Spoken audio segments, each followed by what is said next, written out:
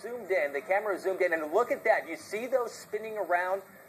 Those are semi-trailers that are being tossed into the air with this storm that was moving through earlier today. We were watching this live right here on the Weather Channel. Look at that, flipping and spinning. You can see the wheels on the underside of it. And then there's the power flashes associated with some of the transformers and the power lines being snapped and torn apart. And we've watched the debris, and this is the aftermath. This is what happened from what you were just looking at.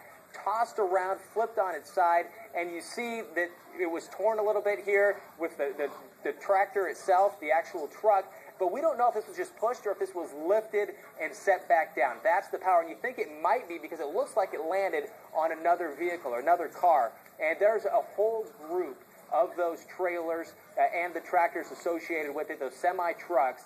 So dealing with some immense power, and this is the aftermath, and we still have these storms in progress right now. We want to go to Crystal right now with another way you can keep in touch right now, or if you have friends